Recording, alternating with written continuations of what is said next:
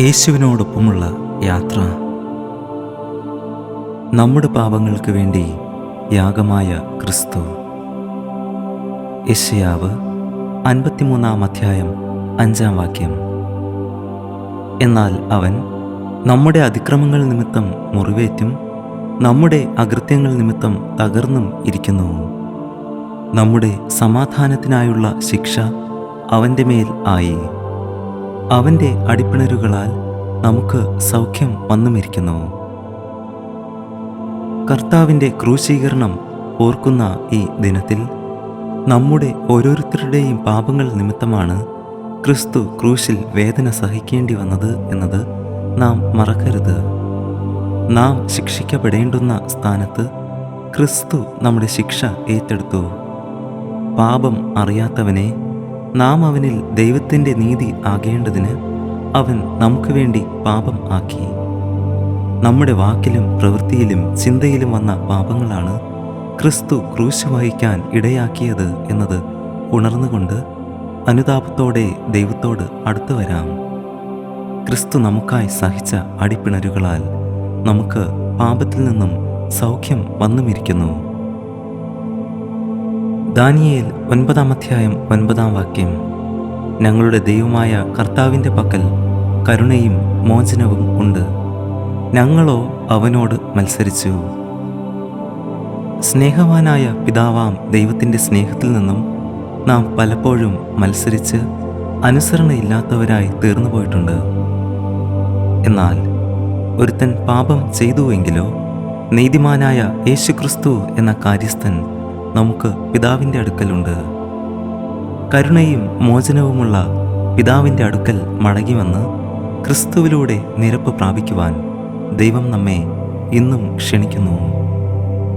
1 യോഹന്നാൻ 1 അധ്യായം 9 നമ്മെ ഇങ്ങനെ ഓർമ്മിപ്പിക്കുന്നു: നമ്മുടെ പാപങ്ങളെ ഏറ്റുപറയുന്നു എങ്കിൽ അവൻ നമ്മോട് പാപങ്ങളെ ക്ഷമിച്ചു സകല അനീതിയും പോക്കി നമ്മെ ശുദ്ധീകരിപ്പാൻ തക്കവണ്ണം വിശ്വസ്തനും നീതിമാനും ആകുന്നു. ചിന്തകളിലോ വാക്കുകളിലോ പ്രവൃത്തികളിലോ നാം പലതവണ പാപം ചെയ്യുകയും തെറ്റിപ്പോകുകയും ചെയ്തിട്ടുണ്ടെങ്കിലും നാം അനുതപിക്കുകയും നമ്മുടെ പാപങ്ങൾ ഏറ്റുപറയുകയും ചെയ്താൽ നമ്മുടെ ദൈവം വിശ്വസ്തനും നമ്മുടെ എല്ലാ പാപങ്ങളും ക്ഷമിക്കുന്നവനും നീതിമാനും ആകുന്നു. ക്രൂശിൽ ചൊരിയപ്പെട്ട ക്രിസ്തുവിൻ്റെ വിലയേറിയ രക്തത്തിലൂടെയാണ് പാപമോചനം ലഭിക്കുന്നത്. ക്രിസ്തു യേശു നമ്മുടെ പാപങ്ങൾക്കുള്ള യാഗമായി തീർന്നു. നാം ക്രിസ്തുവിൽ ജീവിക്കേണ്ടതിന് കർത്താവായ യേശു തൻ്റെ ജീവൻ നമുക്ക് വേണ്ടി സമർപ്പിച്ചു.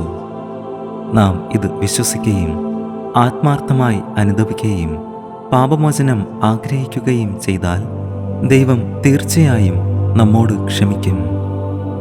ക്രിസ്തുവിൽ വസിച്ചുകൊണ്ട് അനുദിനം മാനസാന്തരത്തിന് യോഗ്യമായ ഫലം കായ്ക്കാൻ ദൈവം നമ്മെ സഹായിക്കട്ടെ. യേശുവിനോടൊപ്പമുള്ള യാത്ര നമ്മെ ഓർമ്മിപ്പിക്കുന്നത് അനുതാപത്തോടെ ജീവിക്കാനാണ്. ക്രിസ്തുവിലൂടെ പാപക്ഷമ പ്രാപിച്ച് വിശുദ്ധിയിൽ അനുദിനം ജീവിക്കുവാൻ ദൈവം നമ്മെ ഓരോരുത്തരെയും സഹായിക്കട്ടെ. നമുക്ക് പ്രാർത്ഥിക്കാം. ഞങ്ങളെ ഏറ്റവും അധികമായി സ്നേഹിച്ച് വഴി നടത്തുന്ന ഞങ്ങളുടെ സ്വർഗീയ പിതാവേ, ഈ പുതിയ ദിവസത്തിനായി ഞങ്ങൾ അങ്ങേക്ക് സ്തുതിയും സ്തോത്രവും അർപ്പിക്കുന്നു. കർത്താവേ, അങ്ങ് ഞങ്ങൾക്ക് വേണ്ടി ഈ ഭൂമിയിൽ കടന്നുവന്ന് ഞങ്ങളുടെ ഓരോരുത്തരുടെയും പാപത്തിനു വേണ്ടി ക്രൂശിൽ യാഗമായി തീർന്ന ആ വിലയേറിയ സ്നേഹത്തെ ഞങ്ങൾ എന്നും ഓർക്കുന്നു.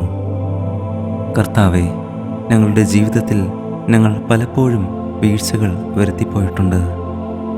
എന്നാലും ഞങ്ങളുടെ പാപങ്ങൾ ക്ഷമിച്ച് ഞങ്ങളെ ഓരോരുത്തരെയും അങ്ങയുടെ വിലയേറിയ രക്തത്താൽ കഴുകി ശുദ്ധീകരിക്കണമേ.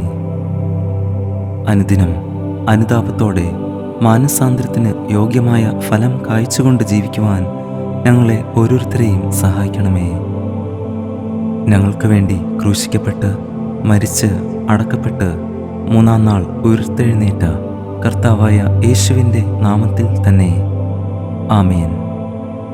ദൈവം നമ്മെ അനുഗ്രഹിക്കട്ടെ. God bless you.